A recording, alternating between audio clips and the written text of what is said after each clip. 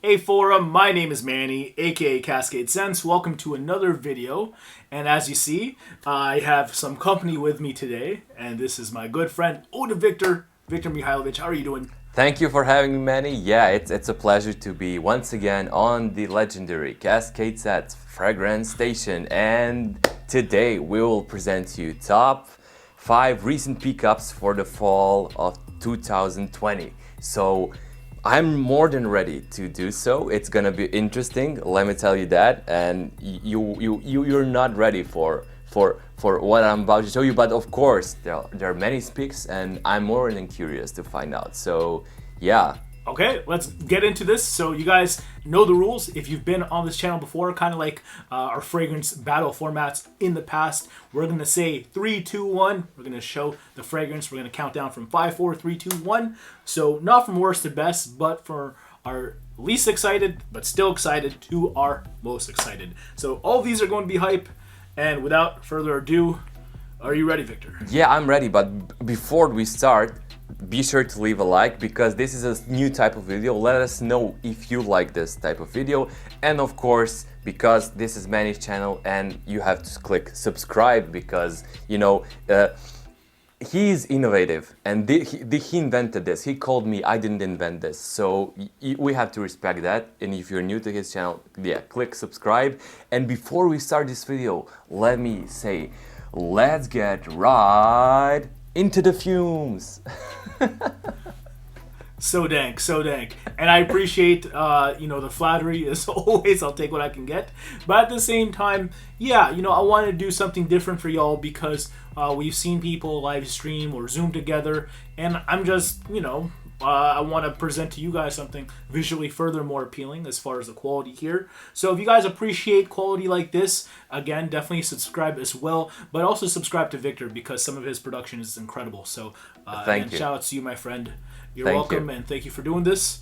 But I cannot wait to get into this. So here we Yeah. go with our number 5. In 3, 2, 1. Okay, so Y'all can see that. yeah, I went super basic with this one. Of course, this, as far as my picks, this is gonna be the most it's gonna be the easiest to wear. And honestly, I gotta give props to Jeremy, because he's the one that introduced this one to the whole community back in the day. This is Chanel Allure Sport Eau Extrême. It is. Honestly, I'm gonna say something that nobody has said about this one. To me, this is a spin-off of Jean-Paul Gaultier Le Male that is more aldehydic, more airy, and more sexy, in the end. So it is, for me, the sexier version of Jean-Paul Gaultier Le Male. If you love that one, and of course, it's one of the best sellers in the world, that. But this one is, for me, just, better. It projects louder and people love it. I love it when spelling on others. And of course, eventually I had to get, a big bottle of this one. So I'm really happy to have this in my fall rotation. Allure Eau Extrême. If you haven't tried this one, this is my recommendation. So what you chose, I forgot. Is it? Yes, it's Beau de Jour by Tom Ford. Love it. But Yeah. before I get into this one, I just want to say something about the Allure Sport Eau Extrême. About that scent, like, it's one of those that, has been so revered by the community, mainly Jeremy, for many years at this point. But, like, I can't help but emphasize, for a good reason. It's that Swiss Army knife scent that he's, talked about in the past, how it's not really bad for any time of the year. It's going to be able to cut through lighter winters. You'll be able to wear that indoors, for the most part throughout the cooler weather, and still outdoors right now when it's not too cold. And of course, if you want to go lighter on the sprays for, spring and summer, of course, I don't see why it couldn't work either. So what Yes. you're getting there, again, like you mentioned, the aldehydes of the previous Chanel Allure Sport, and then of course a little bit of that Tonka reminiscent of the Le Male style. So yeah, it's kind of like a gangbang of 90s into early 2000s fragrances, and Yes. appreciate you with that. Yeah, thank you. So Beau de Jour, about this- yeah. Oh my god, this is one of my favorites, but please present it. Yes, so if you are seeking a barbershop style fragrance, which has kind of ran dry in the past few years, and you don't want to hunt down a vintage Yves Saint Laurent, Rive Gauche pour Homme. If you don't want to hunt down, at MDCI, for example, that stuff's not cheap at this point, and maybe you're balling on a budget, and you also don't want to hunt down the initial Beau de Jour. Shout outs to Estee Lauder for bringing it down to their signature line. It's no longer a private blend, and as a result, it's about 40% less in price. So you're largely getting the same juice here, and you're getting something here that leans, of course, barbershoppy with oak moss, patchouli, lavender as well. You have a little bit of a sweeter take in the dry down, which almost feels like Tonka, at least for me, as far as how it projects off of my skin. And I think it's, sure, it's kind of inspired by older fragrances, but it's not dated at the same time. It's definitely a feedback getter, as Tom Fords tend to be off of me. But I'm just really impressed by their ability to take something that everyone wrote off as dated and, made, in my opinion, a borderline masterpiece. And bringing back and be, in my opinion, one of the best Tom Fords that they have. For me, it is the best. I don't know if you mentioned that, but it has two types of lavender. One is leaning more sweet, and the other is more petroleum, gasoline-like lavender, especially in the opening. And it is, for me, a successor of Tobacco Vanille as far as being loud, being having compliments given to you, and being unique. So thank you for having that. Yeah, it is a great scent. Yeah, they seldom disappoint. So shout outs to Tom Ford and thank you. Yeah. Yes. Moving on, we are going on to our number 4. So this is gonna be interesting, at least for me. We'll see what Victor has as well. So yeah, I'm here ready. we go. In 3, 2, 1. All right. So yeah, this is what I've chosen. This is Costume National Soul, also known as Kevin Samuel's signature scent when he presented it on a video and almost lived an orgasm. That's why. Yeah, he nose-gasmed in front of us. Yeah, honestly, this shout outs to Kevin if he's watching this. Of course, this is what he brought to my attention in his videos. And he literally, I don't know if there's a GIF or a GIF of his reaction, but it's genuine. He really got a nosegasm. And I was like, I have to smell this one because, of course, this is super rare. You cannot get it anywhere, in the most places. And also, this one is skanky in the opening. But listen, if you like something that Tom Ford created back in the day, with, of course, with Rive Gauche by Yves Saint Laurent, which Manny mentioned earlier in this video. He created M7, the original, not the reissue, not the La Collection today that you can buy, but the prior one, the boxy cigarette-like bottle. This smells really similar. It doesn't have the barbershoppy vibe that has that vintage M7, but all the rest of it you can get in this one after it dries down, after you go past that skanky, smelly oud. I've grown to love it. Maybe you will too. It is super rare to find, and to me it's totally worth it as far as the money you're paying for this. So Costume National Soul. Now about that scent, or about Costume National in general, they make some really cool stuff despite, seemingly being a little bit more accessible a few years ago. It's just unique, like it's hard to explain what they're trying to go for. I feel like they were kind of the yin to the yang of a Comme des Garçons, for example, back in the day. Yeah. As far as seemingly being more approachable, but they kind of just, how do I describe it? Fell off the face of the earth, which is sad because Costume National Homme was sick. Yes. Soul is sick. Like, they made some really cool shit. And Yeah, but we're all of a bringing it sudden, back. crickets. Yes, or at least you are. So that you have a little bit of a kind of like a fresh, spicy vibe on top of the M7-ish kind of DNA. Yes. Is that fair? Yeah, wow. Yeah. You have to revisit this one. It is so special. Yeah. Okay. So that's No, I that's can't it wait. for Costume National Soul. But what you chose? And actually, just want to touch on this. Well, I will in a sec. But if you guys don't know about how he's describing this as far as Tom Ford, for example, just for the newbies out there, believe it or not, before Tom Ford started his own brand, he used to be the creative director as far as all aspects at both Gucci and YSL. So a lot of his stuff is discontinued now upon leaving those brands because they want to have nothing to do with him. Yeah, You know, now great that point. he has his own brand and whatnot, and they want to move on creatively. And trust me, they haven't done it so well in comparison to what he's done. It's incredible how his brand is now, like, to me, the number one designer brand as far as fragrance. And he did this shit in 13 years. Yeah, it's crazy. You know, insane. That being said, another brand that semi fell off the face of the earth as far as fragrance is concerned, but in my opinion, the best luxury brand in the world, period, is Cartier. They're good at everything. They're good at fragrance, watches, jewelry, clocks, what else? Everything. Yeah. Everything. Yeah, sunglasses, jewelry. Yeah. Like, they're amazing. But this right here is the Cartier Gentleman. So we're talking Pasha, if you know that DNA from back then. That one is really, how do I describe it? It's very coniferous, almost balmy, very gentlemanly.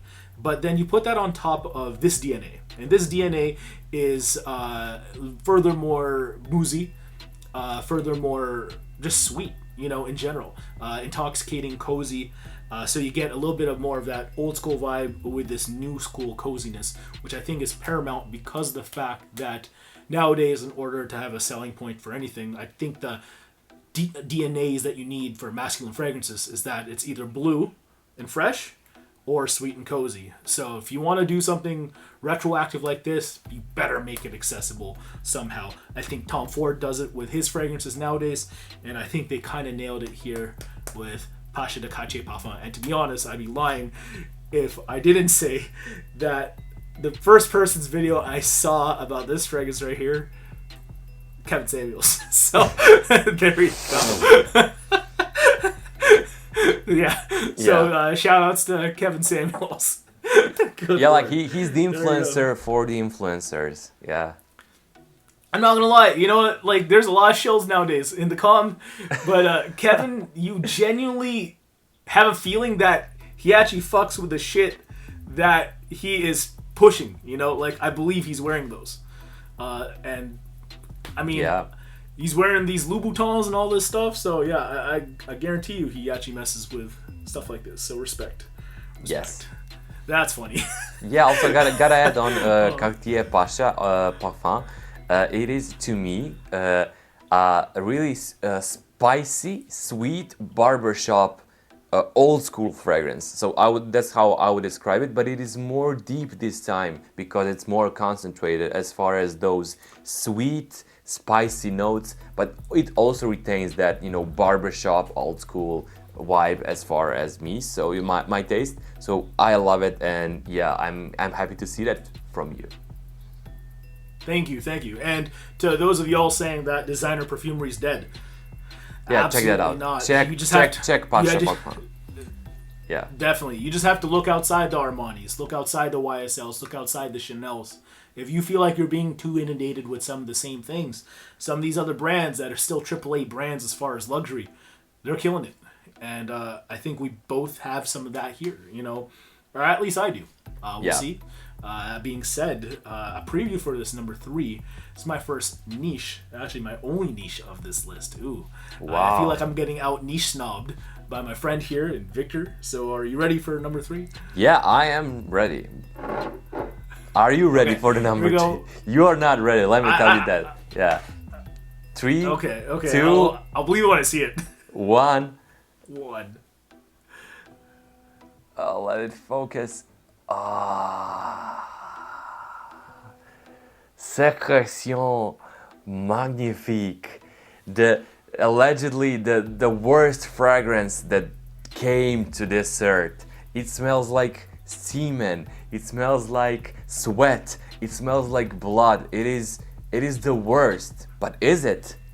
Let me tell you, Manny, I love this one. I got around to getting this one for a lot. I haven't been able to get it in Serbia. It is so rare. Like, honestly, if you want to get this one, you have to be crazy and you have to order it from the Eldo website. So honestly, try this one like 5 years ago in the fall time. So this is why I'm more inclined to wearing it, in the fall. And how I would describe it is that, of course, this is the marketing, the copyright that I just said. But in my personal opinion, it smells like metallic, like pure steel, iron version of an aquatic fragrance like Sel Marron by Healy or Acqua di Sale by Parfum Roma. It is so unique. In the opening, in the first hour, people will go away from you, so it's a good social distancing sense, if you know what I'm saying. But oh yeah, this is COVID edition. Yeah, that's great. so there's that. But yeah, honestly, I've grown to love this one, and I'm like, it took me 5 years to get this one. Of course, it has the shock factor when first trying it. A lot of people told me that they smell a crime scene while smelling this one. So there's that. Take it with a lot of salt, So yeah, this is Sécrétions Magnifiques by État Libre d'Orange.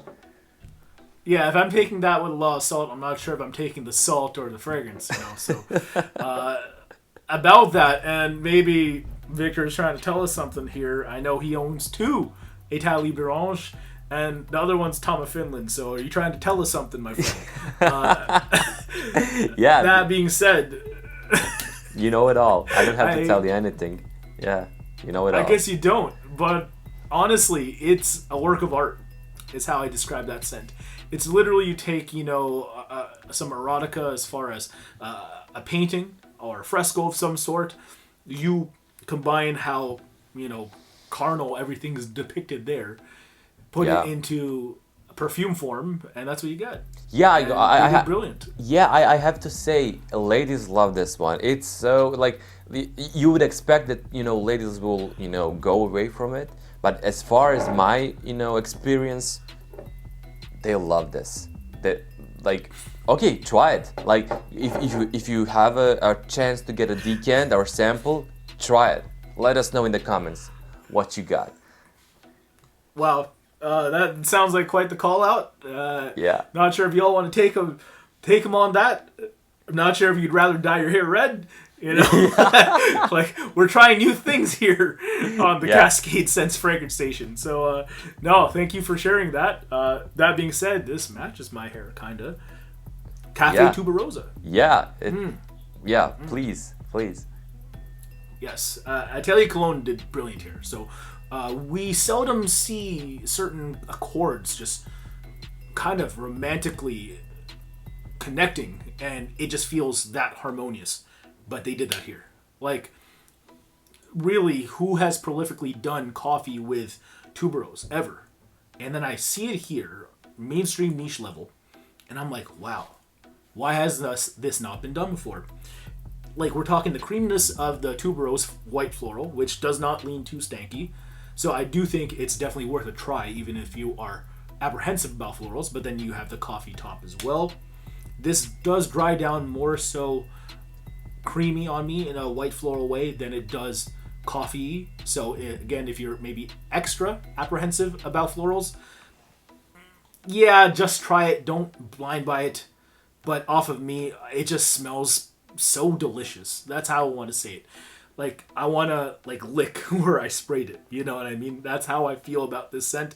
No, I don't get any connotation of it being, hey, does it smell too girly, this or that, or it smells like you're wearing perfume. No, I don't get that. As a matter of fact, it's one of the higher, more complimented fragrances I'll be wearing this fall. and I'm so over the moon to have picked this up at a lower rate.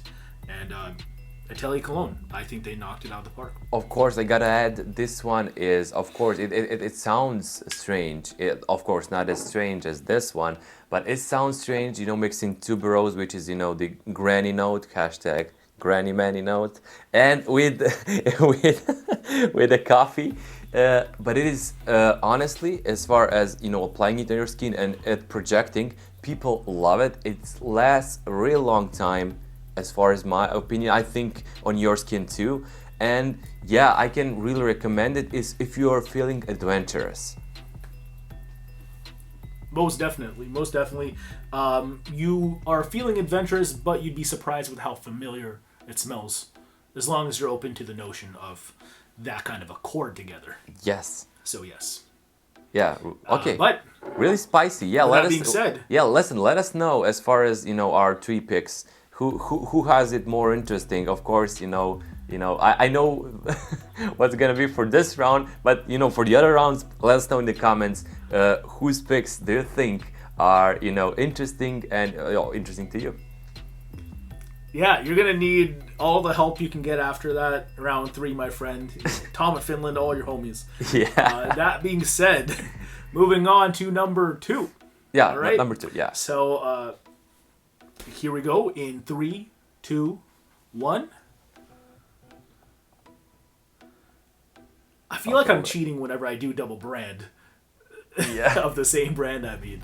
Yeah, but, no, I can't help it. It's totally fair. We can count Beau de Jour as a private blend because it came out like that. So it's essentially maybe 2 brands. But what is this? Like this is a special one. I don't know if you are many familiar with this one. It is Histoire de Parfum. You can recognize their bottle. Yeah, but you can recognize their bottles because they look like they're cut in half, like chopped off, and this is what you get. This is a 60 ml, and this is not a blue bottle, but 1.4 update. Like it's like a software update to that line because it has 1.1, 1.2, 1.2, 1.4, 1.6, whatever. So this is 1.4, and I don't know if you have tried this one. It is because you have so many fragrances in that line. You kind of lose motivation to try each and every one of them and give them a chance. So eventually I did, and I was not disappointed. So this is not a blue ball. 1.4 is, in my opinion, more fruity, more orangey. Take on something like Masque of Azure by Frédéric Malle. So it is, for the people who haven't tried that one, it's one of the best fragrances, in the niche frag up to date, but it is sweet, musky, spicy, sexy. And this one is also not as sweet as Masque of Azure, but definitely it has more emphasis on orange and on spices. So yeah, I want to, sometimes I don't want to have something like vanilla heavy as Masque of Azure, but I would wear this one. So this is, my recent pickup, and it is highly recommended to try it if you want something to stand out that people like. In as far as my experience, people love it. So yeah, definitely. It'll definitely stick out with that in a good way. It doesn't feel as sinful as a Frédéric Malle. Yes. So yeah, I can respect that because you're getting something that still feels, wearable. And to be honest, I don't think Malle's Masque of Azure is as beginner friendly as some people like to style it as. Yes. So maybe this is something you want to check out. Yeah. Thank you. And on top of that, it's way cheaper. Yes. So there you go. Mm-hmm. By the way, Histoire de Parfum, I like how they do their traditional bottles because when you put them in a shelf, it's like pulling out a book, and it's called Histoire de Parfum. So you see why that works. Yeah. That being said, I have something here that is a little bit more approachable as far as where you can find it.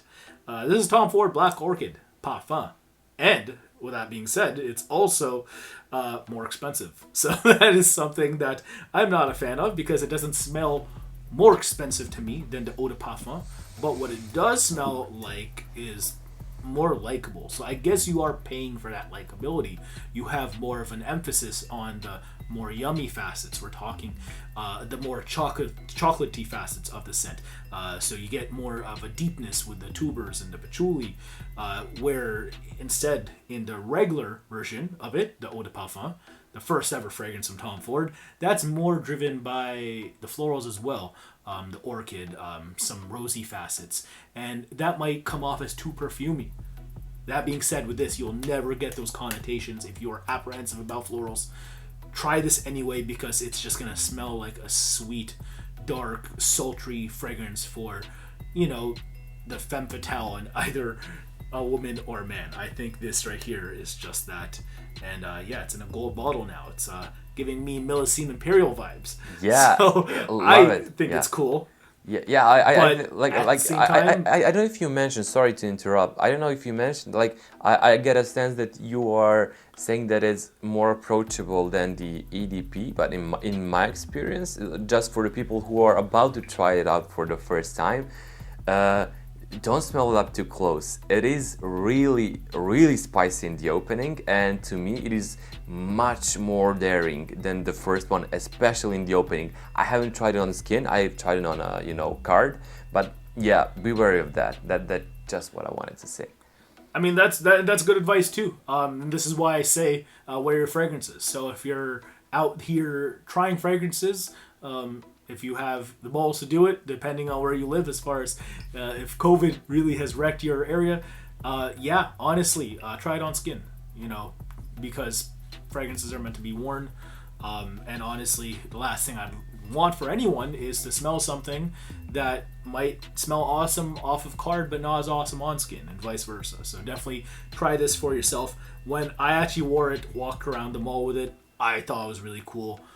And I might as well make content on it as well. I think it looks pretty. Definitely took some shots of this too, but definitely sprayed it quite a few times as well. So great job to Tom Ford as far as making it more accessible.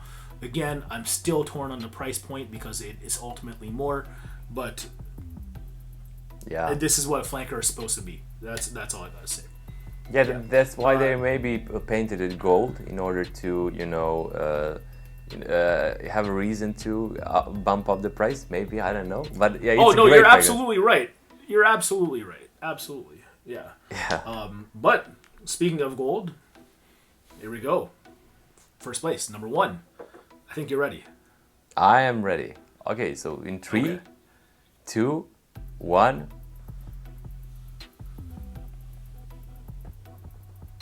Okay, I'm sure that people, are more familiar with yours than mine. But maybe please, a little, but please let me introduce to one of the first fragrances containing leather as a main note, and it is Knize Ten by Knize. It is a tailor shop based in Vienna, in Austria, and you can only buy this there. So it is super ultra niche regarding distribution, but honestly, it is rumored to be a predecessor, the inspiration behind Dior Fahrenheit, the OG one. And also, it smells similarly to another Dior fragrance. I'm sure you many are familiar with that one. It is by their private collection. It is Cuicanage. So it is less sweet than that one, a lot cheaper. It is 50 euros for 50 ml, so around, I don't know, $60. I had no idea that was that cheap, but that's really cool. All right. It's super niche. It has a little bit, as far as, it's super leathery. I love it. It works great in this, time. It's, of course, a little bit old school because of the time when it came out. I think this is about to turn 100 years old, how much it is old. So it's crazy, but listen, it is still, crazy good. And it has a bit of carnation. It is a extremely powdery note. An extremely powdery flower containing in this one. So yeah, be wary of that, but it is ultra niche, ultra cheap, and ultra rare to have. So my friend got it from Vienna.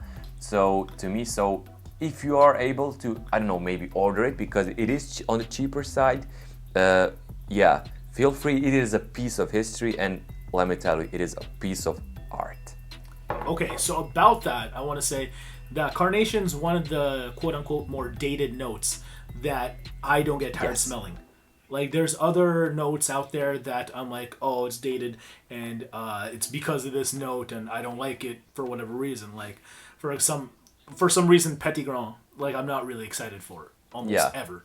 But when I smell Carnation as a floral, and it hits me with that, like, I just get OG Guerlain vibes, Derby, stuff like that, and I just feel like I'm thrown into a world where I should be in, like, a suit, like a brown suit, you know, marketing, Madison Avenue, New York City. I feel like a man, you know, or something like that.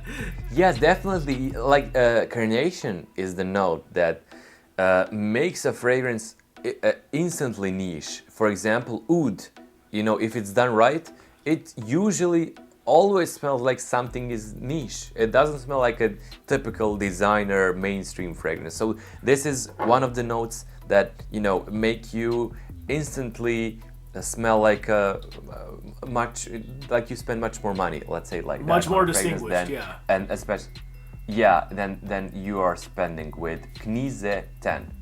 Fair play. Well, I can't wait to try some Knize. I've always wanted to go to Austria anyway, you know, wherever it is in Austria, Linz, Salzburg, I guess Vienna. Yeah, absolutely. Can't wait. That being said, lovely. I got this one. Also from the Alps, more specifically the Swiss Alps. We got a Chopard. Yeah, so this is called Oud Malaki. Now, about this scent, and we were joking about this off cam because of what it sounds like. You know what? Because you might know. It sounds like Oud Habibi. So I have these nicknames. It sounds like Malaki. Yeah, Malaki sounds like Habibi. So yeah, we're giving it a second name now. That is a part of the official CascadeScents fragrance nickname list. If you want to check out the whole list, join the CascadeScents fragrance forum. I'll leave a link to it in the description below. There's a list of everything and more in that group if you want to discuss all things fragrance as well. But I like to have fun with fragrance, and as a result, I don't mind making fun of them because this world takes fragrance way too seriously. And yeah, so do I. But I like having fun with them. So again, it's Habibi. Yeah. And Oud Habibi. The Malaki line in general, what it's mainly known for is this super aggressive take on ultimately Middle Eastern notes and fragrances, but still making it accessible enough for the West. So for example, you smell a little bit of oud in more accessible Western designer fragrances, so maybe Versace Pour Homme Oud Noir or Oud Wood by Tom Ford, things like that. And those are great. Like, I love those fragrances, but they smell almost too westernized, you know? And there's nothing wrong with that. But this is more like fresh off the boat kind of oud, if you ask me. And this stuff just pumps. So we're talking a more sweeter take on oud. It's not as dry as an oud would, for example. You have a little bit more reliance on notes like leather, for example, to make it feel more imposing, if that makes any sense. A little bit spicier as well, and almost ambery too. So when I smell this, I feel like a sultan, you know? I feel like I'm someone, you know, versus maybe a hipster wearing oud would. Now I'm generalizing with who could wear that scent, but with something like this, I genuinely think that you have to appreciate something more distinguished feeling. Like, I feel like I couldn't wear this in just t-shirt and jeans, you know what I mean? Like some of those more accessible. And people will appreciate you. Yeah, right. So there's that. But if you've yet to check out this line, I think it is literally perhaps the best value designer line out there. As far as how low you can get it for, yeah, I know it retails for $130 US or 130 Swiss francs, but even at that retail evaluation, to say if that's your only option, I'd still rather get stuff like this and the amber version, the rose version, and the musk version, which are all well wearable in their own way, but also projecting in their own way. I'd rather get that stuff than a blue fragrance that you're going to pay the same money for. So 80 mLs, can't go wrong, and I think it's perhaps the best like designer level, non-exclusive level oud out there, at least in my experience. Yeah. It sounds really interesting. It makes me sad that I cannot have that or try that in my region. But hopefully when I travel, I will definitely have my eyes on this one. Okay, so I have an idea. Sounds great. Next time we are able to meet with each other, say if we're going to Cannes for Tax-Free World Association, we're going to do this fragrance events and mingling there with other creators and industry professionals. But after that, we have to go eastbound, go to Austria, check out some Knize, and then we got to go to Switzerland as well. Geneva. Yeah, yes, please. Yeah, and let's visit the tower while we're at it. Yeah, let's have him. Let's commission him to do a portrait for each of us or something like that. Yeah, no, shout out to the tower. Yeah, shout out. Yeah. That being said, great. So we've done this one, and I think it's really enriching to have these videos, and thank you Manny for doing them, because it has, as far as it has of course entertainment value, but it is also really educational, also for me as somebody who is doing this with you, and like your picks are great, and a lot of them I have yet to try, so I'm more than happy to do so. Hopefully you are inspired to try something that I brought here, and yeah, like let me try to hold them all. Yeah. So yeah, that these are mine. Like, wow, it's so hard to hold them all. Like, which ball is the best? Yeah, which one looks the best? Oh yeah, like how to flex. I'm doing oh this, yeah, so. You got to do it. You're better. We got like hundreds of dollars in our hands. I gotta show them off. But with that being said, you also have to let us know in the comments who won round by round. Who was number 5? Did you like more? 4, 3, 2, 1? What are your top 5 fall fragrance pickups? They don't have to be as quote unquote grandiose as some of these might appear to be. But to be fair, I feel like I had some more approachable offerings than I'm usually known for as far as niche. I had 4 designers, so go figure. That being said, fragrance is great on all levels, and it's great to also level with fellow enthusiasts about this. That's why I started this format or adopted this from someone for the fragrance community. And I hope you guys are having fun. Watch us discuss fragrance in such a forum, if you will. And thank you for your time as always. Subscribe to both of us if you've yet to. I'll leave links to both of our other networks in the description below. But until then, do you have anything else you want to say, Victor? Otherwise, thank you. Yeah, I want to say thank you, Manny, for once again having me on your channel.